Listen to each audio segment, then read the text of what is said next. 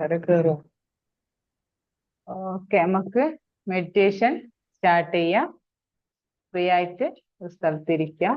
കൈൻ്റെ position ഈ ഒരു പൊസിഷനിൽ വെച്ചിട്ട് ഇരിക്കാം. അപ്പോൾ ഓക്കെ,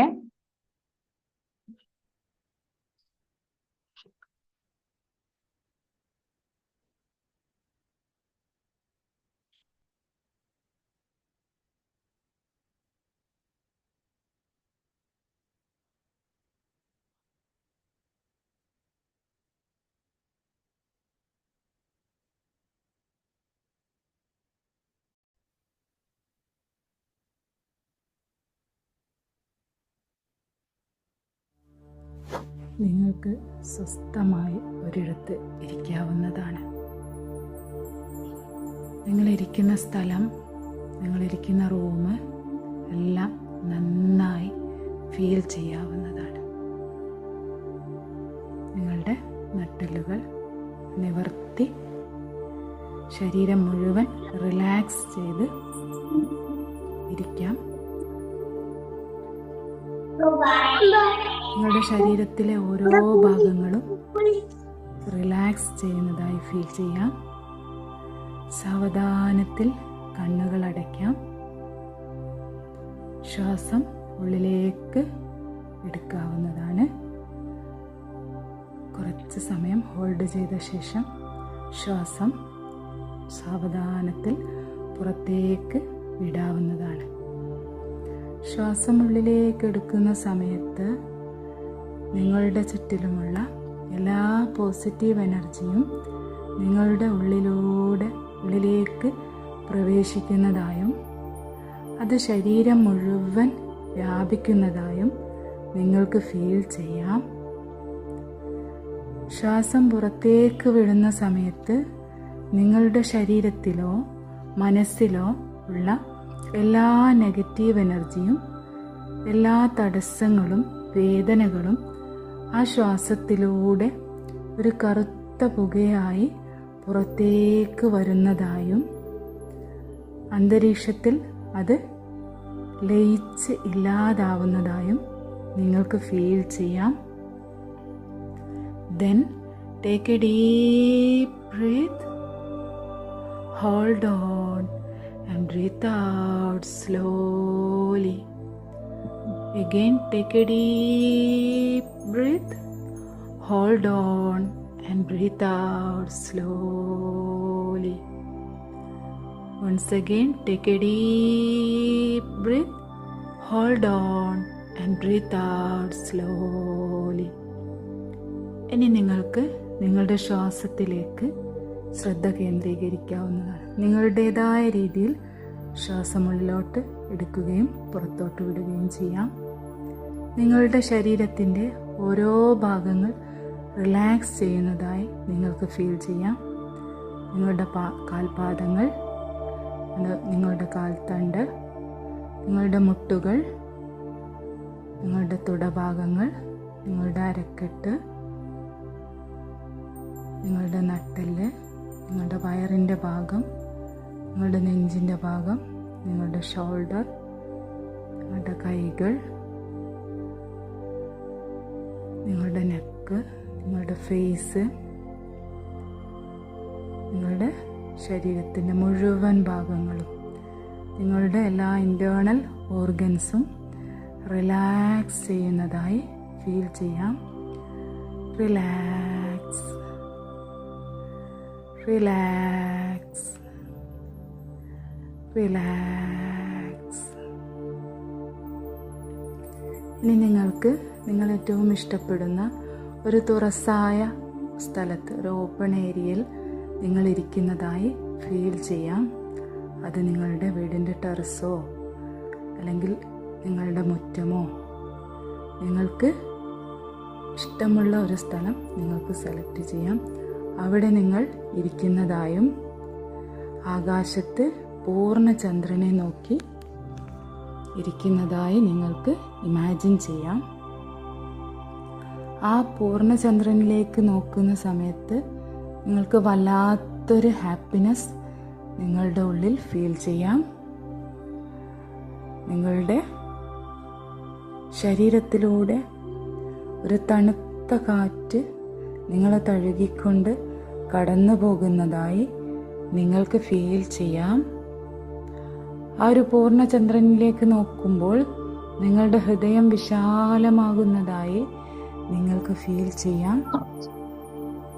നിങ്ങളിപ്പോൾ വല്ലാത്ത ഒരു ഹാപ്പി ആയിട്ടുള്ളൊരു സ്റ്റേറ്റിലാണ് ഇരിക്കുന്നത്. ഇനി നിങ്ങൾക്ക് നിങ്ങളുടെ ക്രിയേറ്റർ നൽകിയിട്ടുള്ള ഓരോ അനുഗ്രഹങ്ങൾക്കും ഹൃദയത്തിൻ്റെ അടിത്തട്ടിൽ നിന്നും നന്ദി പറയാം. എൻ്റെ കണ്ണുകൾക്ക് ഞാൻ നന്ദി പറയുന്നു. എൻ്റെ കണ്ണുകൾ ഉപയോഗിച്ച് ഞാൻ ഇതുവരെ കണ്ടിട്ടുള്ള എല്ലാ നല്ല കാഴ്ചകൾക്കും ഞാൻ നന്ദി പറയുന്നു. എൻ്റെ കാതുകൾക്ക് ഞാൻ നന്ദി പറയുന്നു.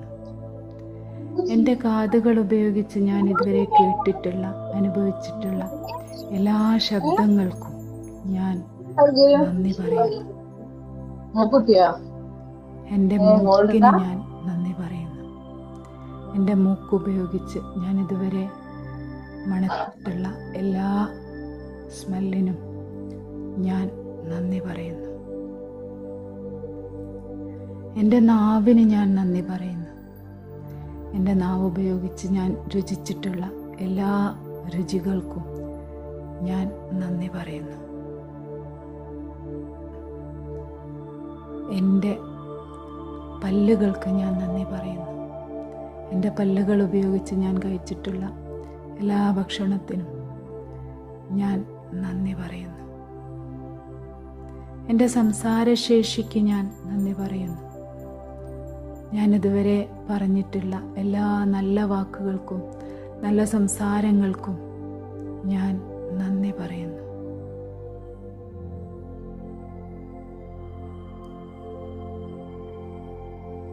എൻ്റെ ശരീരത്തിലെ ഓരോ ഭാഗങ്ങൾക്കും ഞാൻ നന്ദി പറയുന്നു. എനിക്ക് നല്ല ശരീരം തന്ന എൻ്റെ രക്ഷിതാവിനോട് ഞാൻ നന്ദി പറയുന്നു. എൻ്റെ കൈകൾക്ക് ഞാൻ നന്ദി പറയുന്നു. എൻ്റെ കൈകൾ ഉപയോഗിച്ച് ഞാൻ ഇതുവരെ ചെയ്ത എല്ലാ നല്ല കാര്യങ്ങൾക്കും ഞാൻ നന്ദി പറയുന്നു. എൻ്റെ കൈവിരലുകൾ ഉപയോഗിച്ച് ഞാൻ എഴുതിയിട്ടില്ല എല്ലാ നല്ല കാര്യങ്ങൾക്കും ഞാൻ നന്ദി പറയുന്നു. എൻ്റെ കാലുകൾക്ക് ഞാൻ നന്ദി പറയുന്നു. എൻ്റെ കാലുകൾ ഉപയോഗിച്ച് ഞാൻ സഞ്ചരിച്ചിട്ടുള്ള എല്ലാ നല്ല സ്ഥലങ്ങൾക്കും നല്ല സാഹചര്യങ്ങൾക്കും ഞാൻ നന്ദി പറയുന്നു. എൻ്റെ ശരീരത്തെ താങ്ങി നിർത്തിയ എൻ്റെ കാലുകൾക്ക് ഞാൻ നന്ദി പറയുന്നു. ഞാൻ ഇതുവരെ കഴിച്ചിട്ടുള്ള എല്ലാ ഭക്ഷണത്തിനും ഞാൻ ഒരുപാട് നന്ദി പറയുന്നു. എനിക്ക് ഭക്ഷണം കഴിക്കാനുള്ള ശേഷി നൽകിയ, അനായാസമായി എനിക്ക് ഭക്ഷണം കഴിക്കാൻ കഴിയുന്നതിന് എൻ്റെ സൃഷ്ടാവിനോട് ഞാൻ നന്ദി പറയുന്നു. ഞാൻ ശ്വസിക്കുന്ന വായുവിന് ഞാൻ നന്ദി പറയുന്നു. എനിക്ക് അനായാസമായി ശ്വസിക്കാൻ ഉള്ള കഴിവ് തന്ന എൻ്റെ സൃഷ്ടാവിനോട് ഞാൻ നന്ദി പറയുന്നു. ഞാൻ ഇതുവരെ കുടിച്ചിട്ടുള്ള വെള്ളത്തിന് ഞാൻ നന്ദി പറയുന്നു. എനിക്ക് അനായാസമായി വെള്ളം കുടിക്കാനുള്ള കഴിവ് തന്ന എൻ്റെ സൃഷ്ടാവിനോട് ഞാൻ നന്ദി പറയുന്നു.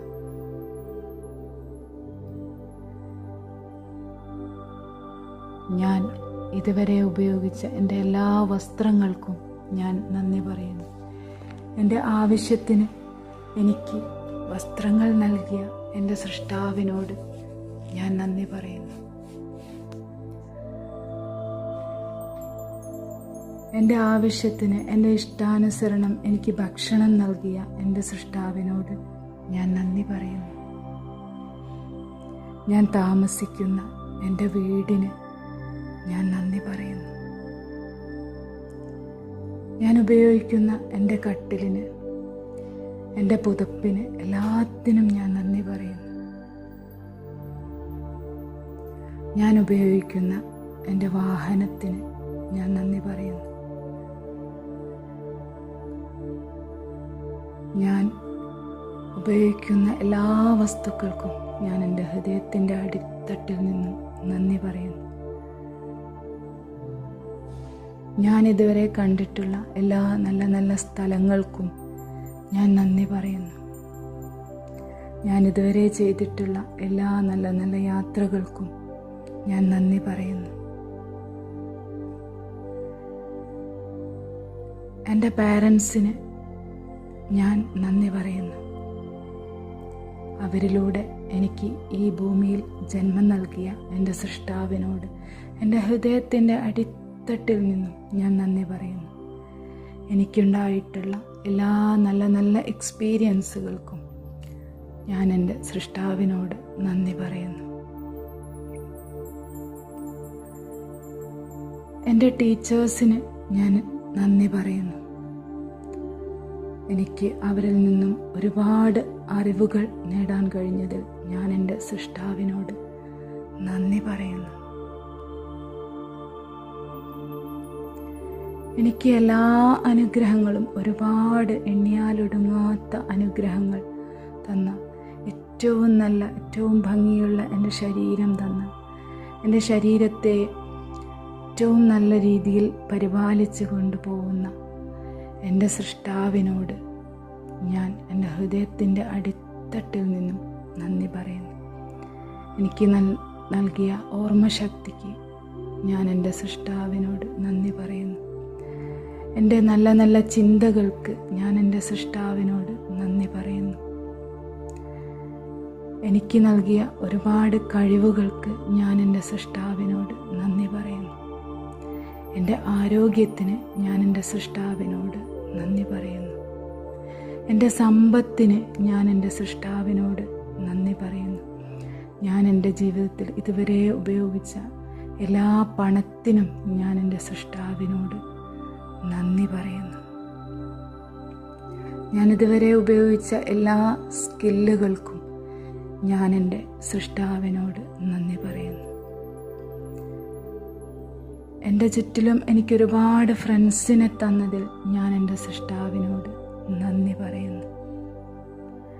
എൻ്റെ ചുറ്റിലും എനിക്ക് ഒരുപാട് റിലേറ്റീവ്സിനെ തന്നതിൽ ഞാൻ എൻ്റെ സൃഷ്ടാവിനോട് നന്ദി പറയുന്നു. നല്ലൊരു സമൂഹത്തിലേക്ക് എന്നെ എത്തിച്ചതിന് എൻ്റെ സൃഷ്ടാവിനോട് നന്ദി പറയുന്നു. നല്ല ജീവിത സാഹചര്യങ്ങൾ എനിക്ക് തന്നതിന് എൻ്റെ സൃഷ്ടാവിനോട് ഞാൻ നന്ദി പറയുന്നു. എൻ്റെ ജീവിതത്തിൽ ഉണ്ടായിട്ടുള്ള നല്ലതും ചീത്തയുമായിട്ടുള്ള എല്ലാ അനുഭവങ്ങൾക്കും, എല്ലാ സാഹചര്യങ്ങൾക്കും, എല്ലാ കഴിവുകൾക്കും, എല്ലാത്തിനും എൻ്റെ ഹൃദയത്തിൻ്റെ അടിത്തട്ടിൽ നിന്നും ഞാൻ എൻ്റെ സൃഷ്ടാവിനോട് നന്ദി പറയുന്നു. എനിക്ക് നല്ല മക്കളെ തന്ന എൻ്റെ സൃഷ്ടാവിനോട് നന്ദി പറയുന്നു. എനിക്ക് നല്ല പാർട്ട്ണറെ തന്ന എൻ്റെ സൃഷ്ടാവിനോട് നന്ദി പറയുന്നു. എൻ്റെ മക്കൾക്ക് ഏറ്റവും നല്ല കഴിവുകൾ നൽകിയതിൽ എൻ്റെ സൃഷ്ടാവിനോട് നന്ദി പറയുന്നു.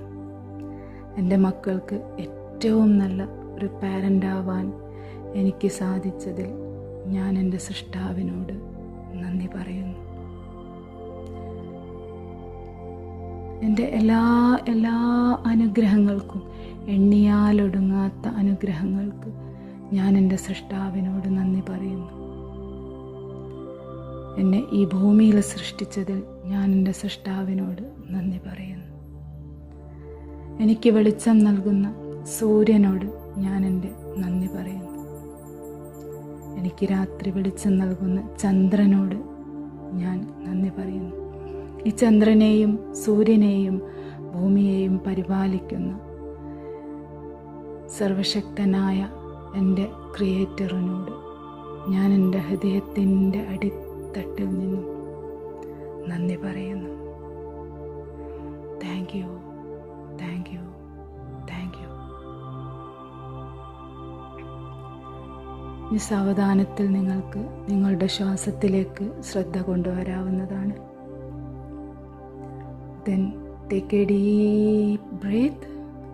Hold on and breathe out slowly. Take a deep breath. Hold on and breathe out slowly. Take a deep breath. Hold on and breathe out slowly. ഇനി സാവധാനത്തിൽ നിങ്ങളുടെ കൈകൾ രണ്ടും കൂട്ടിത്തിരുമ്മി ചൂടാക്കിയ ശേഷം നിങ്ങളുടെ കണ്ണുകളിൽ വെച്ച് സാവധാനത്തിൽ നിങ്ങൾക്ക് കണ്ണുകൾ തുറക്കാവുന്നതാണ്.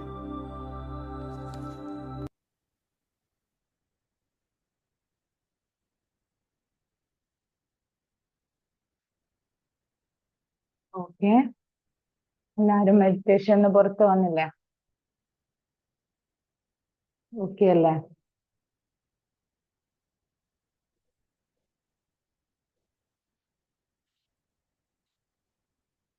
Okay okay, thank you so much. അപ്പൊ ആദ്യമായിട്ട് ഞാൻ ഈ സെഷനിൽ അറ്റൻഡ് ചെയ്ത നിങ്ങളോട് നന്ദി പറയാൻ താങ്ക് യു സോ മച്ച്. പിന്നെ നമ്മളിന്ന് ചെയ്ത മെഡിറ്റേഷൻ ഗ്രാറ്റിറ്റ്യൂഡ് മെഡിറ്റേഷൻ ആണ്. അപ്പൊ നമുക്ക് കിട്ടിയ അനുഗ്രഹങ്ങളിൽ നമ്മൾ നന്ദി പറയുന്ന സമയത്ത് നമുക്ക് കൂടുതൽ കൂടുതൽ അനുഗ്രഹങ്ങൾ ക്രിയേറ്റർ തന്നുകൊണ്ടിരിക്കുന്നതാണല്ലോ അല്ലെ. അപ്പൊ എപ്പോഴും കിട്ടിയ അനുഗ്രഹങ്ങളിൽ ഗ്രേറ്റ്ഫുൾ ആയിട്ടിരിക്കാൻ വേണ്ടിയിട്ട് നമ്മൾ ഓരോരുത്തരും ശ്രമിക്കുക. ഇനി നമുക്ക് നമ്മുടെ സെഷനിലേക്ക് പോകാം അല്ലെ. അപ്പൊ ഇന്നത്തെ നമ്മുടെ സെഷൻ കാഷ്വൽ ടോക്കിന്റെ 10ാമത്തെ സെഷനാണ്. ഇന്നത്തെ നമ്മളെ ടോപ്പിക് എന്ന് പറഞ്ഞാല് പാരന്റ് ആസ് എ ടീച്ചർ അല്ലെ. നമുക്കറിയാം ഏതൊരു വ്യക്തിയുടെയും ആദ്യത്തെ ടീച്ചറാണ് ആര്? അമ്മ അല്ലെങ്കിൽ ഉമ്മ അല്ലെ. മദറാണ് ഫസ്റ്റ് ടീച്ചർ. നമുക്കറിയാം അൽ ഉമ്മു മദ്രസത്ത് എന്നാ പറഞ്ഞല്ലേ. ടീച്ചർ എന്നല്ല പറഞ്ഞ മദ്രസത്ത് എന്നാ പറഞ്ഞു. മദ്രസത്ത് എന്ന് പറയുമ്പോൾ സ്കൂളാണ്. ടീച്ചർ എന്നുള്ളതിലേക്ക് ഒതുങ്ങുന്നില്ല. കാരണം ഒരു കുട്ടി ജനിക്കുന്നത് മുതൽ നമ്മളിപ്പം 3.5 വയസ്സ് 4 വയസ്സ് ആ ഒരു ഏജിലാണല്ലോ കുട്ടീനെ സ്കൂളിലേക്ക് പറഞ്ഞയക്കുന്നത്. അത്രയും കാലം കുട്ടിയിലുള്ള എല്ലാ കാര്യങ്ങളും ഫോം ചെയ്യുന്നത് എന്താ പറയാ പാരന്റിന്റെ പെരുമാറ്റം, ചിന്തകള്, സംസാരങ്ങള്, ഇതിലൂടെയാണ് കുട്ടിയിലെ പെരുമാറ്റങ്ങളും ചിന്തകളും എന്താ പറയാ ശീലങ്ങളൊക്കെ രൂപപ്പെടുന്നത്. അതായത് കുട്ടികൾക്ക് നമുക്കറിയാം കുട്ടികൾക്ക് അനുസരണശീലല്ല അനുകരണശീലാന്നുള്ളത് അല്ലെ. നമ്മളെ ഏറ്റവും കൂടുതൽ നമ്മൾ ഇൻഫർമേഷൻസ് ഉള്ളിലോട്ട് എടുക്കുന്നത് നമ്മളെ കണ്ണുകളിലൂടെ. എന്താണോ നമ്മൾ കാണുന്നത് അതാണ് ഒരു കുട്ടിയിലേക്ക് ഏറ്റവും കൂടുതൽ ഇൻഫ്ലുവൻസ് ചെയ്യുക ഒരു കുട്ടിയെ.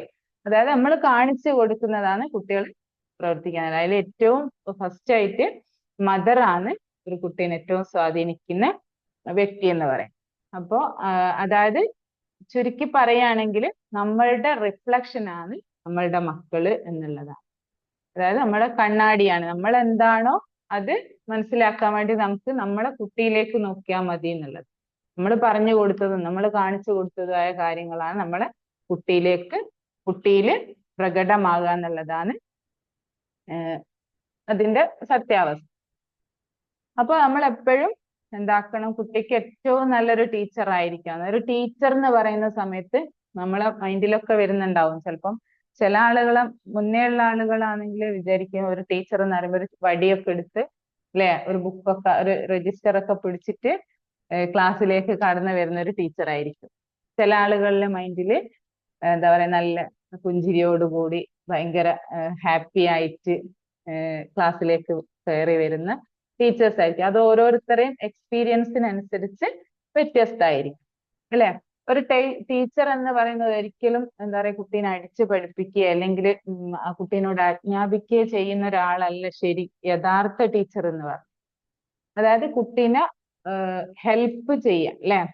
ഈ കാര്യങ്ങൾ പഠിച്ചെടുക്കാൻ വേണ്ടിയിട്ട് അതിനുള്ള സാഹചര്യങ്ങൾ ഒരുക്കി കൊടുക്കുക, അതിനുള്ള ഫെസിലിറ്റീസ് ഒക്കെ ചെയ്തു കൊടുക്കുക എന്നുള്ളതാണ് ശരിക്കും ഒരു ടീച്ചറുടെ റോള്. പക്ഷെ നമ്മള് അനുഭവിച്ചതും കാണുന്നതും ഒരു പക്ഷെ അങ്ങനെ ആയിരിക്കില്ല. അതേപോലെ തന്നെയാണ് പാരന്റ് എന്ന് പറയുന്നത്. എന്താ പറയാ, നമ്മള് എന്താ പറയാ, മക്കളെ, നമ്മള് വലിയ ആളുകളാണ്, മക്കള് ഇന്നത് ചെയ്യ്, അത് ചെയ്യരുത്, അങ്ങനെ പറഞ്ഞിട്ടാണ് നമ്മൾ പലപ്പോഴും മക്കളെ വളർത്തുന്നത് അല്ലെ. നമ്മള് അവർക്കൊരു പരിഗണനയോ ഒന്നും കൊടുക്കുന്നില്ല. അപ്പൊ നമ്മൾ അവരോട് സ്നേഹത്തില്, എന്താ പറയാ, സ്നേഹത്തോടു കൂടി എന്തൊക്കെ ക്വാളിറ്റീസ് ആണോ അവരിൽ ഉണ്ടാവാൻ നമ്മൾ ആഗ്രഹിക്കുന്നത്, ആ ക്വാളിറ്റീസ് നമ്മളിൽ ആദ്യം ചെയ്ത് കാണിച്ചു കൊടുക്കുന്ന സമയത്താണ് അവർക്ക് അത് അക്സെപ്റ്റ് ചെയ്യാൻ പറ്റുള്ളൂ. ഇപ്പൊ ഒരു നഴ്സറി സ്കൂളിലേക്ക് നമ്മളെ കുട്ടികൾ പോകുന്ന സമയത്ത് അത്രയും കാലം കുട്ടികളെ നമ്മൾ മോൾഡ് ചെയ്തിട്ടില്ലേ. ഒരു വെള്ളത്തിന്റെ ഷേപ്പ് എന്താണ്? വെള്ളത്തിന്റെ ഷേപ്പ് എന്താണ്? വെള്ളത്തിനൊരു കൃത്യമായിട്ടൊരു ഷേപ്പ് ഉണ്ടോ? എന്താണ് വെള്ളത്തിന്റെ ഷേപ്പ്? വെള്ളം നമ്മൾ ഏത് പാത്രത്തിലേക്കാണോ ഒഴിച്ചു വെക്കുന്നത് ആ പാത്രത്തിന്റെ ഷേപ്പ് ആണല്ലേ വെള്ളത്തിന്റെ ഷേപ്പ് എന്ന് പറയുന്നത്. അല്ലാതെ സ്വതന്ത്രമായി നിൽക്കുന്ന സമയത്ത് വെള്ളത്തിനൊരു ഷേപ്പ് ഇല്ല. അതേപോലെ തന്നെയാണ് നമ്മൾ ഏത് രീതിയിലാണോ നമ്മുടെ മക്കളെ മോൾഡ് ചെയ്ത് എടുക്കുന്നത് അതേപോലെയാണ് നമ്മളെ മക്കളും ഉണ്ടാകുക. അതില് മെയിൻ ആയിട്ട് നമ്മളെ പാരന്റ്സ്, റിലേറ്റീവ്സ്, ഗ്രാൻഡ് പാരന്റ്സ് ഒക്കെ ഉണ്ടാവും. നമ്മളെ വീട്ടിലെ സാഹചര്യങ്ങൾ ഒക്കെ ഈ ഒരു കുട്ടികളെ ഷേപ്പ് ചെയ്തെടുക്കുന്നതിൽ പ്രധാനപ്പെട്ട പങ്ക് വഹിക്കുന്ന കാര്യങ്ങളാണ്. അപ്പൊ നമ്മൾ ശ്രദ്ധിക്കേണ്ടത് എന്താ വെച്ചാൽ, നമ്മൾ എന്താ പറയുക, നഴ്സറികളിലേക്കോ അല്ലെ സ്കൂളിലേക്കൊക്കെ പറഞ്ഞയക്കുന്ന സമയത്ത് കുട്ടികളിൽ കുറെ പെരുമാറ്റങ്ങളും നമ്മളതായിട്ടുള്ള, അതായത് നമ്മളെ റിഫ്ലക്ഷൻ ആന്ന് പറഞ്ഞല്ലോ, നമ്മൾ കൊടുത്ത കാര്യങ്ങളൊക്കെ അവരിൽ ഉണ്ടാവും. അപ്പൊ നമ്മൾ വിചാരിക്കും അവിടുന്ന് എന്താ പറയുക ഒരു റെഡി ആവുന്നത്. ശരിക്കും ടീച്ചേഴ്സിനോട് പറയും അല്ലെ, നല്ല നല്ല അടി വെച്ച് കൊടുക്കുക, അങ്ങനെയൊക്കെ പാരന്റ്സ് പറയാറുണ്ട്. പക്ഷെ അതുകൊണ്ട് കാര്യമില്ല. നമ്മൾ എന്താ പറയാ, ഫോഴ്സ് ചെയ്ത് അത്തരത്തിൽ കുട്ടികളെ മാറ്റാൻ ശ്രമിക്കുന്നത് അവർക്ക് പെയിൻഫുൾ ആണ്. ഒരിക്കലും പെയിൻഫുൾ ആയിട്ട് ഒരു കാര്യവും നമ്മൾ ആരും ഇഷ്ടപ്പെടുന്നില്ല അല്ലെ. എന്താ, പ്ലഷർ ആണ് ഇഷ്ടപ്പെടുന്നത്. ഒരു കാര്യം പഠനം ആയിക്കോട്ടെ, ബാക്കിയുള്ള കാര്യങ്ങളായിക്കോട്ടെ, എന്ത് തന്നെയായാലും അത് എന്താ പറയാ, പ്ലഷർ ആണ് നമുക്ക് നൽകുന്നതെങ്കിൽ അത് നമുക്ക് ചെയ്യാൻ പറ്റും. പെയിൻ ആണ് നൽകുന്നതെങ്കിൽ അതിന് എന്താ പറയാ, അതിന്റെ എഫക്റ്റ് വളരെ വലുതായിരിക്കും. അപ്പൊ എന്താ ചെയ്യാ, നമ്മള് കുട്ടികളെ മൗൾഡ് ചെയ്യുന്ന സമയത്ത് പാരന്റ്സ് നന്നായിട്ട് ശ്രദ്ധിക്കുക എന്നുള്ളതാണ്. പല സമയത്തും നമ്മളെ കുട്ടികളോട് ചെറിയ ചെറിയ കളവുകൾ പറയാറുണ്ട് അല്ലെ. നമ്മൾ വിചാരിക്കും ചെറിയ കുട്ടിയല്ലേ, അവർക്ക് മനസ്സിലാകുന്നില്ല. നമ്മൾ പറയുന്ന ഓരോ വാക്കുകളും, നമ്മൾ ചെയ്ത് കാണിച്ചു കൊടുക്കുന്ന ഓരോ പ്രവൃത്തികളും അവരെ സ്വാധീനിക്കുന്നുണ്ട് എന്നുള്ളതാണ്. പിന്നെ പാരന്റ് ആസ് എ ടീച്ചർ എന്ന് പറയുമ്പോൾ എല്ലാവരും എന്താ പറയാ, പഠനം അതുമായിട്ടാണ് ബന്ധപ്പെടുന്നത്. അപ്പൊ കുട്ടികളെ പഠിപ്പിക്കുന്ന രീതിയാണെങ്കിലും നമ്മൾ ഓരോരുത്തരും നമ്മളെ മക്കളെ കഴിവുകൾ മനസ്സിലാക്കിയിട്ടാണ് നമ്മൾ മക്കളെ പഠിപ്പിക്കേണ്ടത്. ചില കുട്ടികൾക്ക് വീട്ടിലെ പാരന്റ്സിനേക്കാളും അല്ലെങ്കിൽ മാതാവിനേക്കാളും ചിലപ്പോൾ ടീച്ചേഴ്സിനെ ഭയങ്കര കാര്യമായിട്ടല്ലേ, ഭയങ്കര ഇഷ്ടമായിട്ട് ടീച്ചർ എന്ത് പറഞ്ഞാലും അനുസരിക്കും, ടീച്ചർ എന്ത് പറഞ്ഞാലും ചെയ്യും, അങ്ങനെ നമ്മൾ കാണാറുണ്ട് അല്ലെ. അതെന്തുകൊണ്ടാണ് അങ്ങനെ? അവർക്ക് കിട്ടേണ്ട ലവ് ആൻഡ് കെയർ, കുട്ടികൾ എപ്പോഴും ആഗ്രഹിക്കുന്നതാണല്ലോ സ്നേഹം, കെയർ, എന്താ പറയാ, പരിഗണന, ഇതൊക്കെയാണ് അവര് ആഗ്രഹിക്കുന്നത്. അപ്പൊ അത് അവിടെ കിട്ടുന്ന സമയത്താണ് കുട്ടികൾ പാരന്റ്സിനേക്കാളും ടീച്ചേഴ്സിനെ ഇഷ്ടപ്പെടുന്നത്. പിന്നെ ചില കുട്ടികൾ ഉണ്ടാവും പേടിച്ചിട്ട് ടീച്ചർ പറയുന്ന കാര്യങ്ങളൊക്കെ ചെയ്യുന്നുണ്ട്. അത് ഞാൻ നേരത്തെ പറഞ്ഞ പോലെയാണ്, പെയിൻഫുൾ ആയിട്ട് നമ്മൾ കുട്ടികളിലേക്ക് ഒരു കാര്യം കൊടുത്തു കഴിഞ്ഞാൽ അത് അതിന്റെ റിഫ്ലക്ഷൻ എന്താ പറയാ, നമ്മൾ വിചാരിക്കുന്ന രീതിയിലായിരിക്കില്ല. ഒരു ഗുഡ് ആയിട്ടുള്ള ഒരു റിഫ്ലക്ഷൻ അല്ല അതിനുണ്ടാവുക എന്നുള്ളത്. അതേ സ്ഥാനത്ത് നമ്മൾ ഇഷ്ടത്തോടു നമുക്ക് തന്നെ ലൈഫിൽ എക്സ്പീരിയൻസ് ഉണ്ടാവും അല്ലെ. ചില സബ്ജക്റ്റുകളൊക്കെ നമുക്ക് ഭയങ്കര ഇഷ്ടമായിരിക്കും ആ ഒരു സബ്ജക്റ്റിനോട്. അതിന്റെ റീസൺ എന്താ? അത് പഠിപ്പിച്ച ടീച്ചേഴ്സിനോടുള്ള താല്പര്യം എത്രത്തോളം ഉണ്ടോ അത്രത്തോളം ആയിരിക്കും അത് പഠിക്കാനുള്ള ഇൻട്രസ്റ്റ് എന്ന് പറയുന്നത്. അപ്പൊ പിന്നെ അതേപോലെയാണ് വീട്ടില് പാരന്റ്സ് പറഞ്ഞു കൊടുത്താൽ ചിലപ്പം കുട്ടികളെ പഠിക്കുന്നുണ്ടാവില്ല. കാരണം എന്താ വെച്ചാൽ പാരന്റ്സിന് ക്ഷമ കുറവായിരിക്കും. നമ്മളെ കുട്ടികളോട് പറഞ്ഞു കൊടുക്കുന്ന സമയത്ത് പെട്ടെന്ന് എന്താ പറയാ, പെട്ടെന്ന് ചൂടാവും അല്ലെ, പെട്ടെന്ന് ദേഷ്യപ്പെടും, അടിക്കും, അങ്ങനത്തെ ബിഹേവിയറുകളൊക്കെ ഉണ്ടാവാറുണ്ട്. അപ്പൊ അതുകൊണ്ടാണ് നമ്മൾ പേഷ്യൻസോട് കൂടിയിട്ട് അവരെ സമീപിക്കുക. നമ്മളെപ്പോഴും മക്കളെ പഠിപ്പിക്കുന്ന സമയത്ത് ഇത് ഞാനൊരു ടീച്ചറാണ്, ഒരു സ്റ്റുഡന്റിനെ പഠിപ്പിക്കാന്ന് ആ ഒരു മൈൻഡ് സെറ്റിൽ ഇരുന്ന് പഠിപ്പിക്കുന്ന സമയത്ത് ഇത് എന്റെ കുട്ടിയാണ്, എനിക്ക് എന്തും ചെയ്യാം എന്നുള്ള ഒരു കണക്ഷൻ ഉള്ളതുകൊണ്ട്, ഒരു കണക്ഷൻ അല്ല ഒരു അറ്റാച്ച്മെന്റ് കുട്ടികളെ, ഇത് എന്റെ കുട്ടിയാണ്, എനിക്ക് എന്തും ചെയ്യാം, എന്നോട് ആരും ചോദിക്കില്ല എന്നുള്ള ആ ഒരു മൈൻഡ് സെറ്റ് ഉള്ളത് കൊണ്ടാണ് നമുക്ക് പെട്ടെന്ന് കുട്ടികളോട് ചൂടാവുന്നതും അല്ലെങ്കിൽ അവരെ പരിഗണിക്കാതിരിക്കുന്നതൊക്കെ. നമ്മൾ പുറത്തുള്ള ഒരു കുട്ടിയാണെങ്കിൽ ഒരു വേറൊരു കുട്ടീനെ പഠിപ്പിക്കുകയാണെങ്കിൽ നമ്മൾ ഒരുപാട് ക്ഷമിക്കൂലേ, ആ കുട്ടി ചെറിയ ചെറിയ തെറ്റുകൾ ചെയ്താൽ നമ്മൾ ക്ഷമിക്കും. അതേപോലെ തന്നെ പെട്ടെന്ന് കുട്ടിക്ക് മനസ്സിലായിട്ടില്ലെങ്കിൽ വീണ്ടും വീണ്ടും പറഞ്ഞു കൊടുക്കാനുള്ള, എത്ര തവണ വേണമെങ്കിലും പറഞ്ഞു കൊടുക്കാനുള്ള ക്ഷമ നമ്മൾ കാണിക്കും. അപ്പൊ നമ്മൾ ആദ്യം എന്താ ചെയ്യേണ്ടത്, പഠിപ്പിക്കാനിരിക്കുന്ന സമയത്ത് ആദ്യം നമ്മൾ ചെയ്യേണ്ടതെന്ന് വെച്ചാൽ ഞാനൊരു ടീച്ചറാണ്, എന്റെ കുട്ടി ഒരു സ്റ്റുഡന്റ് ആണ് എന്നുള്ള രീതിയിലേക്ക് ജസ്റ്റ് അതൊരു ഗെയിം പോലെ നമുക്കത് പ്ലേ ചെയ്യാം. അപ്പൊ ആ സമയത്ത് നമുക്ക് അതിലുള്ളൊരു മാറ്റം കാണാൻ പറ്റുന്നുള്ളതാണ്. അപ്പൊ അതേപോലെ തന്നെ കുട്ടിയും ആ ഒരു രീതിയിൽ അതിനെ സമീപിക്കുന്നുള്ളത്. പിന്നെ വേറൊന്ന് എന്താന്ന് വെച്ചാൽ നമ്മൾ മനസ്സിലാക്കേണ്ടത് എന്താന്ന് വെച്ചാൽ ഓരോ ഇൻഡിവിജ്വലും വ്യത്യസ്തരാണ് അല്ലെ, ഒരാളെ പോലല്ല ഒരാള്. അതിപ്പോ നമ്മളെ മക്കളായാലും മറ്റുള്ളവരായാലും നമ്മൾ കമ്പാരിസൺ മാക്സിമം ഒഴിവാക്കും. അതായത് ചിലപ്പം നമ്മളെ വീട്ടിൽ തന്നെയുള്ള മൂത്ത കുട്ടി നന്നായിട്ട് പഠിക്കുന്നുണ്ടാവും, ഇളയ കുട്ടിക്ക് എത്ര കഴിവുണ്ടാവും, അല്ലെങ്കിൽ മൂത്ത കുട്ടി പഠിക്കുന്നുണ്ടാവില്ല, ഇളയ കുട്ടി നന്നായിട്ട് പഠിക്കുന്നുണ്ടാവും. ആ സമയത്ത് നമ്മൾ പരസ്പരം കമ്പയർ ചെയ്യാൻ പാടില്ല. അല്ലെങ്കിൽ അയൽവക്കത്തെ കുട്ടി പഠിക്കുന്നുണ്ടാവും, എന്റെ കുട്ടി പഠിക്കുന്നുണ്ടാവില്ല, അന്നേരം നമ്മൾ പറയും ഓനെ നോക്കി, ഓൻ അങ്ങനെ ചെയ്യുന്നുണ്ടല്ലോ, ഓൻ ഇങ്ങനെ ചെയ്യുന്നുണ്ടല്ലോ.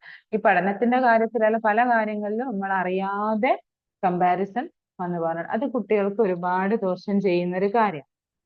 അപ്പൊ നമ്മൾ മനസ്സിലാക്കേണ്ടത് എന്താ വെച്ചാൽ നമ്മൾ ഓരോരുത്തരും വ്യത്യസ്തരാണ്.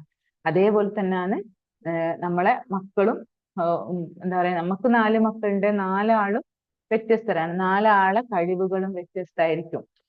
4 ആളെ എന്താ പറയാ, കുട്ടികൾക്ക് ഇപ്പൊ പഠനത്തിന്റെ കാര്യത്തിലാണ് ലേണിംഗ് സ്റ്റൈൽ ഉണ്ടാവും അല്ലെ. എല്ലാ കുട്ടികളും ഒരുപോലെ പഠിക്കുന്ന കുട്ടികളായിരിക്കില്ല. ചില ആളുകള് എന്താ പറയാ ഓഡിറ്ററി ആയിരിക്കും, ചില ആള് വിഷ്വൽ ആയിരിക്കും, ചില ആളുകള് കിനസ്തെറ്റിക് ആയിരിക്കും. ആ ഒരു കഴിവുകൾ നമ്മൾ മനസ്സിലാക്കണം. എന്റെ കുട്ടിക്ക് എങ്ങനെയാണ് പറഞ്ഞാൽ പഠിക്കാൻ പറ്റുന്നത് നമ്മൾ ആദ്യം മനസ്സിലാക്കണം. അതേപോലെ തന്നെ 8 ഇന്റലിജൻസ് ഉണ്ട് അല്ലെ, 8 ഇന്റലിജൻസ് ഏത് സബ്ജക്റ്റിലാണ് ഏത് ഏരിയയിലാണ് എന്റെ കുട്ടിക്ക് കഴിവ് കൂടുതൽ എന്നുള്ളത് മനസ്സിലാക്കിയിട്ട് ആ ഏരിയ പ്രോത്സാഹിപ്പിക്കാം. ഇനി കഴിവ് കുറഞ്ഞ ഏരിയ നമുക്കത് ട്രെയിൻ ചെയ്ത് റെഡി ആക്കി കൊണ്ടുവരാൻ പറ്റുന്നതേ ഉള്ളൂ.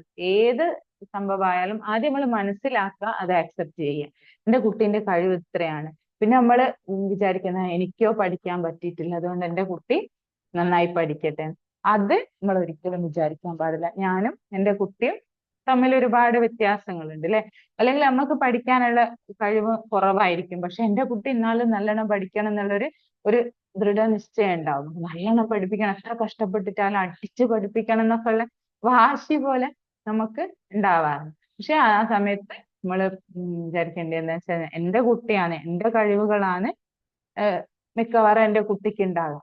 അതിൽ കൂടുതൽ കഴിവുള്ള കുട്ടികളും ഉണ്ടാവും, പക്ഷെ നമ്മൾ അത് മനസ്സിലാക്കുക കുട്ടീന്റെ കഴിവിനനുസരിച്ച്. അതായത് പഠനമായാലും ബാക്കിയുള്ള കാര്യങ്ങളായാലും പെയിൻഫുൾ ആയിട്ട് കുട്ടികളിലേക്ക് കൊടുക്കാതിരിക്കാന്നല്ല. പിന്നെ അവരെന്താണോ അത് അക്സെപ്റ്റ് ചെയ്യുക. കുറച്ച് ഇപ്പൊ ഒരു കുട്ടിക്ക് പഠനത്തിന്റെ കാര്യത്തിൽ കുറച്ച് ബാക്കോട്ടാണ്, പക്ഷെ വേറെ കുറെ ആക്ടിവിറ്റീസിൽ ഒരു മുന്നിലാണെങ്കിൽ നമ്മൾ എന്താ പറയാ, അത് ആ മുന്നിലുള്ള കാര്യത്തിന് നമ്മൾ നോട്ട് ചെയ്യൂല.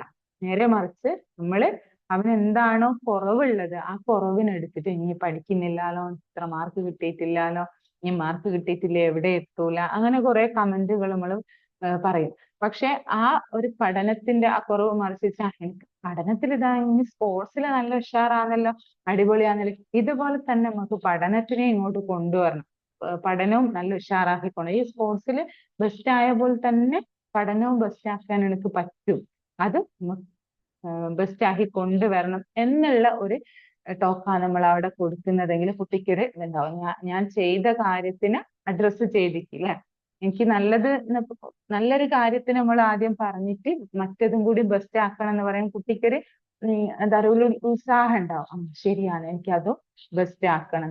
അതേപോലെ തന്നെ ക്ഷമ, നല്ല ക്ഷമ. ചിലപ്പോ 10 പ്രാവശ്യമോ 20 പ്രാവശ്യമോ പറഞ്ഞാൽ ചിലപ്പോൾ മനസ്സിലായി എന്ന് വരികയില്ല. പക്ഷെ ആ സമയത്ത് നമ്മൾ ക്ഷമയോടുകൂടി നമ്മള് ഓലെ കൂടെ നിൽക്കുകയാണെങ്കിൽ എല്ലാ മക്കളെയും നല്ല രീതിയിൽ നമുക്ക് മുന്നോട്ട് കൊണ്ടുവരാൻ പറ്റും എന്നുള്ളത്.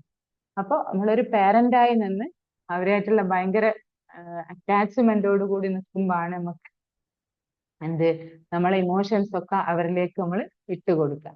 അപ്പൊ ഒരു ടീച്ചർ എന്നുള്ള രീതിയിൽ നമ്മളെ മൈൻഡ് നമ്മൾ മാറ്റി കഴിഞ്ഞാൽ നമുക്ക് കുറെ നമ്മളെ ഇമോഷൻസിനെ ഒക്കെ കൺട്രോൾ ചെയ്യാൻ പറ്റും എന്നുള്ളതാണ് പറയാനുള്ളത്. നമുക്ക് എക്സാമ്പിൾ നോക്കുകയാണെങ്കിൽ കുറെ ആളുകൾ നമുക്ക് കാണാൻ പറ്റില്ല. ഇപ്പോഴും ഉണ്ട് സ്കൂളൊന്നും പറഞ്ഞേക്കാതെ വീട്ടിൽ നിന്ന് ഹോം സ്കൂൾ എന്ന് പറഞ്ഞിട്ട് വീട്ടിൽ നിന്ന് പഠിപ്പിക്കുന്ന എത്രയോ രക്ഷിതാക്കളുണ്ട് അല്ലെ. നമ്മള് അതേപോലെ തന്നെ ഏതൊരു കാര്യത്തിനും നമുക്കൊരു ഇന്റൻഷൻ ഉണ്ടാവില്ല, നീയത്ത് ഉണ്ടാവും.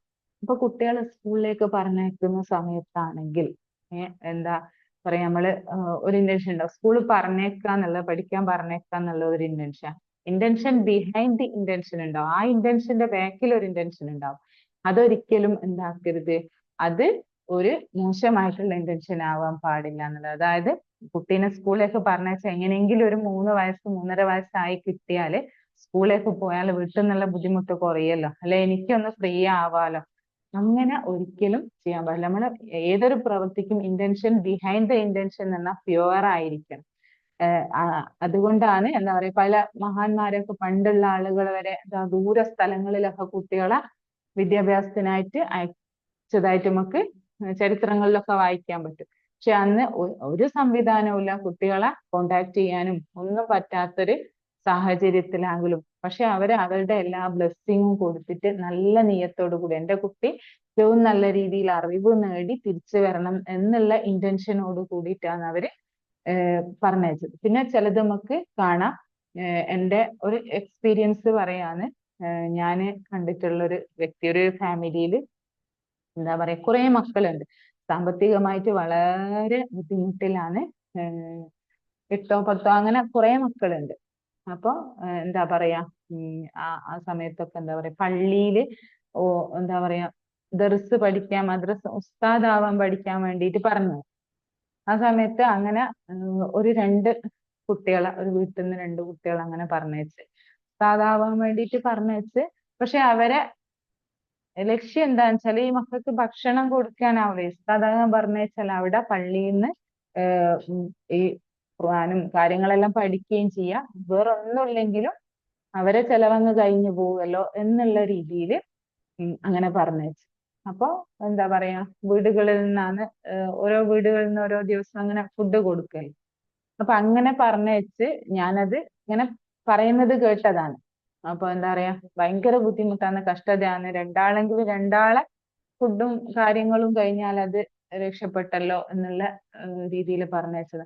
പക്ഷെ പിന്നെ ഞാന് അറിഞ്ഞത് എന്താ വെച്ചാൽ ഈ 2 കുട്ടികളും എന്താ പറയാ അവിടെ കുറച്ചു കാലം നിന്നതിന് ശേഷം അവരവിടുന്ന് അത് കംപ്ലീറ്റ് ചെയ്യാതെ പോയി എന്നുള്ളതാണ്. പോയി എന്ന് മാത്രല്ല, ഒരു നല്ലൊരു രീതിയല്ല അവരെ ലൈഫിൽ കാണാൻ പറ്റിയെന്നുള്ളത്. അപ്പൊ എന്താ പറയാ നമ്മളെ ഇന്റൻഷൻ ബിഹൈൻഡ് ഇന്റൻഷൻ ഉസ്താദാകാൻ പറഞ്ഞത്. അതേപോലെ തന്നെ നമ്മളിൽ ചില ആളുകളൊക്കെ ഹാഫിൾ ആകാൻ പറഞ്ഞു അല്ലെ. ഹാഫിൾ ആകാൻ പറഞ്ഞേക്കുന്ന സമയത്ത് ചിലപ്പോൾ നമ്മള് ഹാഫിൾ ആയിട്ടുള്ള കുട്ടികൾ കണ്ടിട്ടുണ്ടാവും. അപ്പോൾ അവർക്ക് എന്താ പറയാ സ്വീകരണവും കാര്യങ്ങളും അവർക്ക് സമൂഹത്തിൽ നൽകുന്ന സ്ഥാനവും പിന്നെ ആളുകൾ ഇങ്ങനെ പറയല അന്ന് ആളെ മോനെ ഹാഫിളാക്കി നല്ല ഖുർആൻ ഓത്താണ് ഭയങ്കര ഇതാണ് എന്നൊക്കെ പറഞ്ഞിട്ട് ഭയങ്കര ഇങ്ങനെ പറയുന്ന സമയത്ത് നമ്മളെ ഉള്ളിൽ ഇങ്ങനെ അറിയാണ്ട് ഇങ്ങനെ ഏറ്റവും എന്റെ മോനെ കൊണ്ടും അല്ലെ എന്റെ മോളെ കൊണ്ടും അങ്ങനെ പറയണ്ടീനു എന്നുള്ള ആ ഒരു നിയത്തോടു കൂടി ചില ആളുകൾ പറഞ്ഞേക്കില്ലേ. പക്ഷെ നമ്മളെ ശരിക്കും എന്താ പറയാ അതിന്റെ പ്രതിഫലവും അതിന്റെ ഗുണം എന്താണ് നമുക്ക് ഇവിടത്തേക്ക് അല്ലല്ലേ, നമുക്ക് ഹിയർ ആഫ്റ്റർ അതിന്റെ പ്രാധാന്യവും ഗുണവും എല്ലാം മനസ്സിലാക്കി ആ ഒരു ഭാഗ്യം എൻ്റെ കുട്ടിക്കും കിട്ടണം എന്നുള്ള ഇത് അല്ലെ അതിന്റെ ഒരു പ്രതിഫലം അതിന്റെ ഒരു മാധുര്യം എൻ്റെ കുട്ടിയും അനുഭവിക്കണം എന്നുള്ളൊരു നിയത്തോട് കൂടിയിട്ട് നമ്മൾ പറഞ്ഞയക്കുന്ന സമയത്ത് അവിടെ എന്താ പറയാ അവിടെ സക്സസ് ആണല്ലേ. അല്ലാത്തത് ഒരു പക്ഷെ നമ്മൾ എന്താണോ നമ്മളെ നിയത്ത് അതിനനുസരിച്ചായിരിക്കും അതിന്റെ റിസൾട്ട് വരിക എന്നുള്ളത്. അതേപോലെ തന്നെ നമ്മൾ കുട്ടികളെ പറഞ്ഞേക്കുന്ന സമയത്ത് ഒരിക്കലും എൻ്റെ ഒരു ബുദ്ധിമുട്ട് ഒഴിവാവട്ടെ അല്ലെ എൻ്റെ ഒരു എനിക്കൊരു ഫ്രീ ആവാൻ ആ ഒരു രീതിയിൽ കുട്ടികളെ പറഞ്ഞേക്കാൻ പാടില്ല.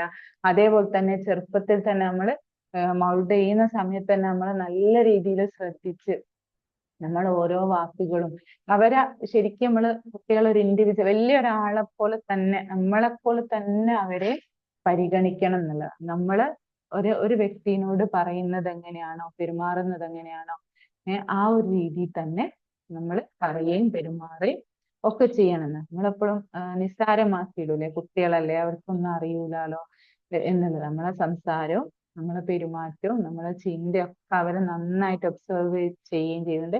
കുട്ടികളുടെ ബ്രെയിൻ എങ്ങനെയാണെന്ന് പറയുന്നത് സ്പോഞ്ച് പോലെയാണ് അല്ലെ. എന്താണോ സ്പോഞ്ച് വെള്ളത്തിന് എങ്ങനെയാണോ വലിച്ചെടുക്കുന്നത്, അതുപോലെയാണ് ചുറ്റിലുള്ള കാര്യങ്ങളെ കുട്ടികള് വലിച്ചെടുക്കുന്നത്. പിന്നെ വേറൊരു കാര്യം, പാരന്റ്സ് എന്നുള്ള രീതിയിൽ നമ്മൾ ചെയ്യുന്നതെന്ന് വെച്ചാൽ ഒരുപാട് ടോണ്ടുകളായിരിക്കും. കുട്ടികൾക്ക് ചെറുപ്പം മുതലേ അവിടെ പോകരുത്, ഇവിടെ പോകരുത്, അങ്ങനെ ചെയ്യരുത്, ഇങ്ങനെ ചെയ്യരുത്, ഒന്നും ഒരു ഫ്രീഡം അവർക്ക് കൊടുക്കുന്നില്ല എന്നുള്ളതാണ്. ഇപ്പൊ കോണി കയറാൻ അവിടെ കയറി അവിടുന്ന് മറിഞ്ഞു വീഴും അല്ലെ, നമുക്ക് ഭയങ്കര പേടിയാണ്.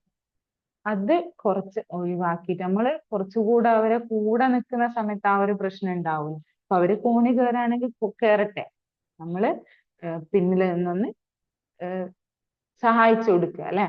എന്നിട്ട് അവിടുന്ന് ചിലപ്പം തെന്നി വീഴാൻ നോക്കാം, ആ സമയത്ത് നമ്മൾ ബാക്കിൽ നിന്ന് പിടിക്കുക എന്നുള്ളത്. അപ്പൊ അങ്ങനെ ഒരു എക്സ്പീരിയൻസ് ഉണ്ടാകുമ്പോൾ ആ കുട്ടിക്ക് മനസ്സിലാവും ഇങ്ങനെ കയറുന്ന സമയത്ത് ഇങ്ങനെ വീഴാൻ ചാൻസ് ഉണ്ട്. ഒരു പ്രാവശ്യം അത് എക്സ്പീരിയൻസ് ചെയ്യുമ്പോൾ അത് അവർക്ക് മനസ്സിലാവും എന്ന് കരുതി നമ്മൾ എന്നാ കേറിക്കോട്ടെ എന്ന് വിചാരിച്ചിട്ടാണ് കേറിക്കാന്ന് പറഞ്ഞിട്ട് നമ്മളെ വഴിക്ക് പോവല്ല ചെയ്യേണ്ടത്. നമ്മളെ ഓരോ കൂടെ ഉണ്ടാണ്, ഓരോ എക്സ്പീരിയൻസിൽ നിന്നും ഓരോ പാഠങ്ങൾ ഉൾക്കൊള്ളുന്നുണ്ട്. അത് കുട്ടികളാണെങ്കിലും നമ്മളാണെങ്കിലും ഒക്കെ.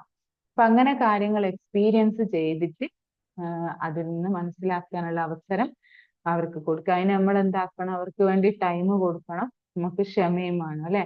നമ്മള് ഞാൻ കഴിഞ്ഞ ക്ലാസ്സുകളിലൊക്കെ പറഞ്ഞ പോലെ നമ്മളിലേക്ക് നമ്മളെ ക്രിയേറ്റർ തന്നൊരു ഗിഫ്റ്റ് ആണ് നമ്മളെ കുട്ടീന്ന് ഉള്ളത് വിചാരിക്കുക. അതുകൊണ്ട് തന്നെ നമ്മൾ ഒരിക്കലും എന്താ പറയാ, നമുക്ക് ഫോഴ്സ് ചെയ്തിട്ട് അല്ല എന്റെ കുട്ടീനെ എനിക്ക് ഇങ്ങനെ അങ്ങ് ആക്കിയെടുക്കണം, അല്ല ഞാനിങ്ങനെ അങ്ങ് ആക്കി കളയും എന്നുള്ളൊരു ചിന്ത ഒരിക്കലും നല്ലതല്ല. കാരണം അങ്ങനെ നമുക്ക് ആക്കാൻ പറ്റൂല. അങ്ങനെ നമ്മൾ എത്ര ശ്രമിച്ചാലും നമുക്ക് ആക്കാൻ പറ്റില്ല. അങ്ങനെ നമ്മൾ ആക്കാൻ ശ്രമിക്കുമ്പോഴാണ് എന്ത് നമുക്ക് ഓപ്പോസിറ്റ് ആയിട്ടുള്ള റിസൾട്ട് ആണ് അതിന് വരിക. അതായത് നമ്മളെ ക്രിയേറ്റർ എന്താ പറയാ ഒരു കാര്യം നിശ്ചയിച്ചിട്ടുണ്ടാവും അല്ലെ. നമുക്ക് എങ്ങനെയാണോ നമ്മളെ കുട്ടികളാവേണ്ടത് ആ ഒരു ഇത് ക്രിയേറ്ററിലേക്ക് അങ്ങ് സമർപ്പിക്കുക അല്ലെ. എങ്ങനെയാണോ എൻ്റെ കുട്ടി ഏറ്റവും ബെസ്റ്റ് ആവേണ്ടത് അത് ആർക്കറിയാം, നമ്മളെ ക്രിയേറ്ററിന് അറിയാം. അപ്പൊ എൻ്റെ കുട്ടി ഏറ്റവും ബെസ്റ്റ് ആക്കാൻ വേണ്ടിയിട്ട് എന്നിലൂടെ എന്തൊക്കെയാണോ വരേണ്ടത് അത് എന്നിലൂടെ നടത്തണേ എന്നുള്ള ഒരു നിയത്തോട് കൂടിയിട്ട് നമ്മളെ കുട്ടികളെ കെയർ ചെയ്യാന്നുള്ളതാണ് പറയാനുള്ളത്. അപ്പൊ നമുക്ക് ഒരുപാട് ആളുകൾ തോമസ് ആൽവ എഡിസൺ ഒക്കെ നമുക്ക് ഒരുപാട് കേട്ടിട്ടുണ്ടാവും അല്ലെ. അപ്പൊ എഡിസനെ ആരാണ് പഠിപ്പിച്ചത്, അമ്മയാണ് അല്ലെ. സ്കൂളിൽ പഠിപ്പിക്കാൻ പറ്റില്ല എന്ന് പറഞ്ഞിട്ട് സ്കൂളിൽ പഠിക്കാനുള്ള കപ്പാസിറ്റി നിങ്ങളെ കുട്ടിക്ക് ഇല്ല എന്ന് പറഞ്ഞെടുത്ത് നിന്ന് സ്വന്തം അമ്മയാണ് അതിന് വേണ്ടിയിട്ടുള്ള പഠിപ്പിക്കാൻ വേണ്ടിയിട്ടുള്ള എല്ലാ സാഹചര്യങ്ങളും ഒരുക്കി പഠിപ്പിച്ചത് അല്ലെ. അത് എഡിസനോട് പറയുക പോലും ചെയ്തിട്ടില്ല. അതാണ് ഏറ്റവും വലിയ പോയിന്റ്. നമ്മൾ എന്തൊക്കെ പോസിറ്റീവ് എന്താ പറഞ്ഞത്, അവിടെ നിന്നെ പഠിപ്പിക്കാനുള്ള കപ്പാസിറ്റി ആ സ്കൂളിലില്ല എന്നാ പറഞ്ഞത്. അപ്പൊ അങ്ങനെ നമ്മളെ പോസിറ്റീവ് ആയിട്ടുള്ള വാക്കുകള് കുട്ടികളെ ഒരുപാട് ഉയർത്താൻ സഹായിക്കുന്നുണ്ട്. നമ്മളെപ്പോഴും അറിയാതെ എന്താ പറയാ നെഗറ്റീവ് തന്നെയാണ് പറഞ്ഞു പോലെ. ഞാനും നിങ്ങളൊക്കെ ശ്രദ്ധിക്കേണ്ട ഒരു കാര്യമാണ് പോസിറ്റീവായിട്ട് പറയാന്നുള്ളത്. പറ്റും, എൻ്റെ കുട്ടിക്ക് പറ്റും, മോന് പറ്റും, മോൾക്ക് പറ്റും, മോൾക്ക് കഴിവുണ്ട് എന്നുള്ള രീതിയിൽ പറയുന്ന സമയത്ത് എന്താ പറയാ കുട്ടികൾക്ക് ഒരു കോൺഫിഡൻസ് ഉണ്ടാവും. അങ്ങനെ പറ്റും എന്നുള്ള കോൺഫിഡൻസ് അവർക്ക് ഉണ്ടെങ്കിൽ അവർക്ക് പറ്റുന്നെ ചെയ്യും. അത് എത്ര ബുദ്ധിമുട്ട് നമുക്ക് ഞാൻ പറയേണ്ട ഒരുപാട് ആളുകളിലെ ഇപ്പം എന്താ പറയാ സോഷ്യൽ മീഡിയയിലൊക്കെ നമുക്ക് നോക്കിയാൽ ഒരുപാട് എക്സാമ്പിളുകൾ ഉണ്ട് അല്ലെ. നൂറ് ജലീല, അങ്ങനെ ഒരുപാട് ആളുകളുണ്ട്. കുറേ പരിമിതികൾ ഉണ്ടായിട്ടും എന്താ പറയാ ഫേമസ് ആയിട്ടുള്ള കുറെ ആളുകൾ അല്ലെ. കഴിഞ്ഞ ദിവസം ഞാൻ ബറാക് ഒബാമന്റെ സ്റ്റോറി കേട്ട സമയത്ത് ഞാൻ ഇങ്ങനെ പറയുന്നുണ്ട്, 2 വയസ്സിൽ അനാഥനായതാണ്, ഫാദർ നഷ്ടപ്പെട്ടതാണ്, പിന്നെ സ്കൂളിൽ പറഞ്ഞേക്കാൻ പറ്റാഞ്ഞിട്ട് അമ്മ വീട്ടിൽ നിന്ന് പഠിപ്പിച്ച ഇതും ആ ഒരു 4:30 മണിക്ക് എഴുന്നേറ്റിട്ട് പഠിക്കുന്ന ആ ഒരു സംഭവങ്ങളൊക്കെ ഞാനത് ഇവിടെ പറയുകയാണെങ്കിൽ ഒരുപാട് ടൈം എടുക്കും. അപ്പോൾ നിങ്ങളത് യൂട്യൂബിലൊക്കെ അവൈലബിൾ ആണ്, കേട്ടാൽ അറിയാം എന്ത്. എന്നിട്ട് സ്റ്റുഡൻസിനോട് പറയുന്ന ഒരു കാര്യമാണ് എന്ത്, നിങ്ങൾക്ക് ഓരോരുത്തർക്കും ഇവിടെ ചെയ്യാന് പർപ്പസ് ഉണ്ട് അല്ലെ, അതെന്താന്ന് തീരുമാനിക്കേണ്ടത് നിങ്ങളാണ്. സാഹചര്യങ്ങളൊക്കെ ഒരുക്കി തന്നാലും നമ്മൾ എന്താവണം എന്ന് തീരുമാനിക്കുന്നത് നമ്മൾ ഓരോരുത്തരുമാണ്. അതിനുള്ള മോട്ടിവേഷൻ അല്ലെ, അതിനുള്ള ഇൻസ്പിറേഷൻ കൊടുക്കുന്നത് ആരാണ്? പാരന്റ്സ് ആണ് അല്ലെ. എത്ര നമ്മൾ ചിലപ്പം ചില മക്കളൊക്കെ ഉണ്ടാവും എനിക്ക് ഇന്നതാവാൻ ആഗ്രഹമുണ്ട്. ഇപ്പൊ നിങ്ങൾ ആരെങ്കിലും കുട്ടികളോട് ചോദിക്കാറുണ്ടോ എന്റെ മോന് എന്താവാനാണ് ആഗ്രഹം, ഭാവിയിൽ എന്താവാനാണ് ആഗ്രഹം, അല്ലെ എങ്ങനെയുള്ള ഒരു മനുഷ്യനാവാനാണ് ആഗ്രഹം എന്നുള്ളത്. അപ്പൊ നമ്മൾ അതിങ്ങനെ നിരന്തരം ചോദിച്ചുകൊണ്ടിരിക്കുക. ഫസ്റ്റ് നമ്മുടെ കുട്ടികളോട് പറയുന്നത് നല്ലൊരു മനുഷ്യനാവുക എന്നുള്ളത്. പിന്നെ ഓരോ പ്രൊഫഷൻ ഉണ്ടാവും അല്ലെ. അത് ചിലപ്പം ചില കുട്ടികൾ പഠിക്കാനൊക്കെ ബാക്കോട്ടുള്ള കുട്ടികളായിരിക്കും, പറയും എനിക്ക് ഡോക്ടർ ആവണം, എനിക്ക് എഞ്ചിനീയർ ആവണം, അല്ലെ എനിക്ക് സയന്റിസ്റ്റ് ആവണം എന്നൊക്കെ പറയും. ആ സമയത്ത് നമ്മൾ ചിലപ്പം നമ്മളെ ലോജിക് ഉപയോഗിച്ചിട്ട് ചിന്തിച്ചിട്ട് നമ്മൾ പറയുന്നത് പിന്നെ അതൊന്നും ആകാനാകില്ല, അല്ലെ നമ്മൾ അതൊരു പുച്ഛിച്ച് തള്ളൂല്ലേ. അപ്പൊ അതിന് പകരം നമ്മൾ അവരെ എന്താ പറയാ, എനിക്ക് സയന്റിസ്റ്റ് ആകാൻ പറ്റും, നമുക്ക് സയന്റിസ്റ്റ് ആവണ്ടേ അങ്ങനെ ചോദിക്കുന്ന സമയത്ത് കുട്ടികളിൽ അത് ഉള്ളിൽ ഇങ്ങനെ ആ ഒരു ആഗ്രഹം ഇങ്ങനെ കൂടി കൂടി വരും എന്നുള്ള. അപ്പൊ അങ്ങനെ ചോദിക്കുന്ന സമയത്ത് അവർക്കൊരു ലക്ഷ്യം ഉണ്ടാവും. അത് നമ്മൾ ഇടയ്ക്കിടയ്ക്ക് ഇങ്ങനെ, ഇപ്പൊ ഞാൻ എൻ്റെ നഴ്സറിയിലുള്ള മക്കളോട് ഞാൻ ഇടയ്ക്കിടയ്ക്ക് ചോദിക്കും നിങ്ങൾക്ക് എന്തൊക്കെയാണ് ആവേണ്ടത്. അവർ പലതും പറയും, ചില വെറൈറ്റി ആയിട്ടുള്ള കാര്യങ്ങളൊക്കെ പറയും. ചില ആളുകൾ ഇപ്പൊ ഒരാളെന്താന്ന് പറഞ്ഞാൽ അത് തന്നെ പറയും ജസ്റ്റ്, പക്ഷെ ചില ആളുകൾ വ്യത്യസ്തമായിട്ട് പറയും.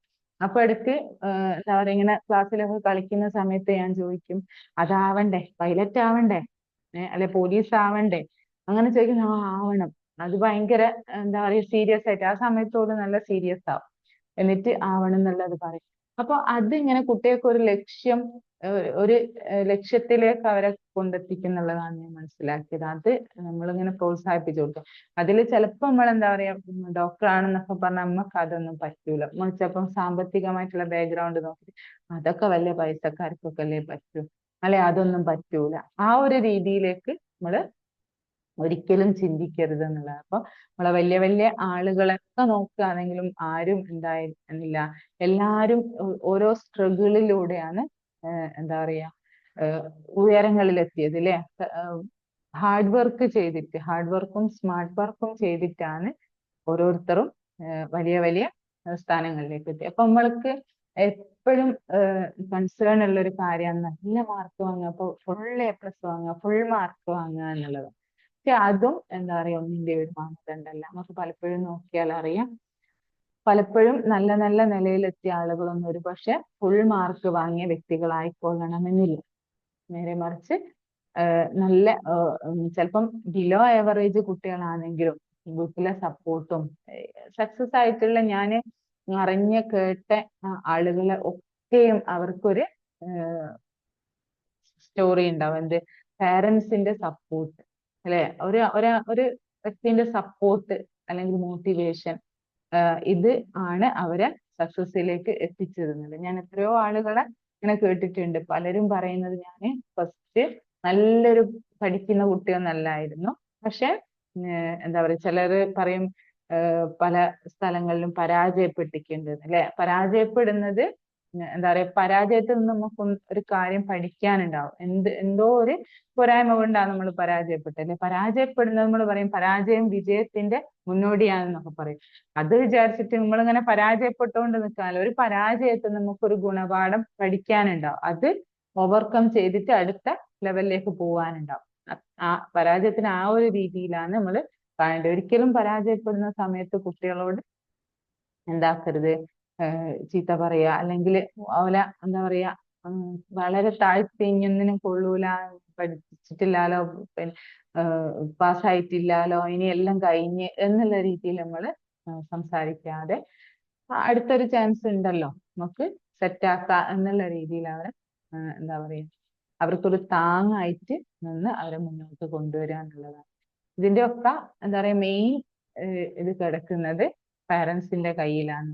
നമ്മൾ എങ്ങനെയാണോ അവരെ സപ്പോർട്ട് ചെയ്യുന്നത് അതിനനുസരിച്ചാണ് അവരുടെ ഭാവി എന്താവണമെന്ന് നിർണ്ണയിക്കുന്നത്. അപ്പൊ മെയിൻ ആയിട്ട് പറയാനുള്ളതെന്ന് വെച്ചാൽ നമ്മൾ മറ്റുള്ളവരിലേക്ക് നോക്കാതിരിക്കുക, മറ്റുള്ളവരെ കമ്പയർ ചെയ്യാതിരിക്കുക നമ്മളെ കുട്ടികളെ. അതേപോലെ തന്നെ നമ്മളെ കുട്ടികൾക്കും എല്ലാ കുട്ടികൾക്കും ഒരു കഴിവുണ്ട്. ആരെയും എന്താ പറയാ ഒരു കഴിവില്ലാതെ ക്രിയേറ്റർ സൃഷ്ടിച്ചിട്ടില്ല. അപ്പൊ നമ്മളെ കുട്ടിയിലുള്ള കഴിവ് എന്താണോ അത് മനസ്സിലാക്കി അതിനെ പ്രോത്സാഹിപ്പിക്കുക, അതിനെ ഉയർത്തിക്കൊണ്ടുവരാൻ വേണ്ടിയിട്ട് ശ്രമിക്കുക. ഇനി കുറഞ്ഞ കഴിവുകൾ അതിന് എന്താ പറയാ പുരോഗമിപ്പിച്ച് ട്രെയിൻ ചെയ്ത് അതിനെ ഉയർത്തിക്കൊണ്ടുവരാൻ വേണ്ടി ശ്രമിക്കുക എന്നുള്ളതാണ്. പിന്നെ എപ്പോഴും എന്താ പറയാ നല്ലൊരു ടീച്ചർ ആയി നമ്മളെ മക്കൾക്കൊക്കെ കൂടെ നിൽക്കാൻ വേണ്ടിയിട്ട് നമുക്ക് സാധിക്കട്ടെ. എന്തായാലും ഞാൻ ഫസ്റ്റ് പറഞ്ഞ പോലെ തന്നെയാണ്, നമ്മളെ റിഫ്ലക്ഷൻ ആണ്, നമ്മളെ കണ്ണാടിയാണ് നമ്മളെ മക്കൾ എന്നുള്ളതാണ്. അപ്പൊ ഇത്രയൊക്കെയാണ് എനിക്ക് പറയാനുള്ളത്. ഇനി എന്തെങ്കിലും പറയാനുണ്ടെങ്കിൽ പറയാം. ഞാൻ പറഞ്ഞതിൽ നിന്ന് എന്തെങ്കിലുമൊക്കെ നിങ്ങൾക്ക് കിട്ടിയിട്ടുണ്ടാവുമെന്ന് പ്രതീക്ഷിക്കുന്നു. അപ്പൊ ഇനി എന്തെങ്കിലും ഉണ്ടോ?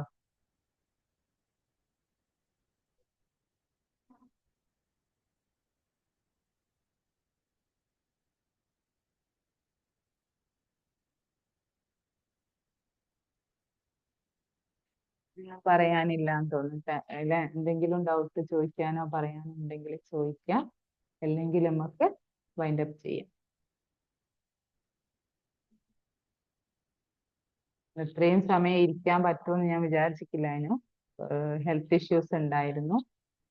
അപ്പൊ എന്തായാലും കുറച്ച് സമയം എന്തെങ്കിലും സംസാരിച്ച് വൈൻഡ് അപ്പ് ചെയ്യാന്നാണ് വിചാരിച്ചത്. പക്ഷെ അൽഹംദുലില്ലാ ഇത്രയും നേരം ഇരുന്ന് പറയാൻ പറ്റിയതിലും ഇത് കേട്ട നിങ്ങളോടും ഒരുപാട് ഗ്രേറ്റ്ഫുൾ ആണ്. Thank you so much.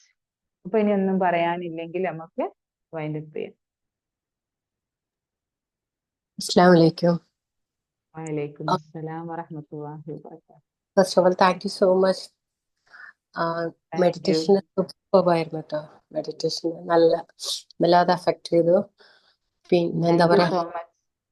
പറഞ്ഞതും അടിപൊളിയായിരുന്നു. പിന്നെ എന്റെ മോക്ക് സുഖമില്ല, അതുകൊണ്ടാ വീഡിയോയിലൊന്നും വരാത്ത. അവൾക്ക് അറിഞ്ഞോണ്ടുണ്ട്. അപ്പൊ അവളെ പനിയായതുകൊണ്ട് അടുത്ത് തന്നെ ഇരുന്നിട്ടല്ല. എന്തായാലും മാഷാഅല്ലാ സൂപ്പർബായിരുന്നു. നെക്സ്റ്റ് ക്ലാസ്സിന് വെയിറ്റിംഗ് ആണ്. Thank thank you you so so much. Much. നന്നായി നാസില. ഞാന് താങ്ക് യു. സർജറി ചെയ്തതാണ് വീഡിയോയില് വരാത്തത്. ഓക്കെ. ഉണ്ട്. Thank you so much. ഉറങ്ങിപ്പോയി, എന്നാലും കുറച്ച് വന്നല്ലോ. ഉറങ്ങിപ്പോയി. മെഡിറ്റേഷന് ആ നന്നായിട്ടുണ്ട്. മാഷാ അല്ലാ. Thank you. Thank U.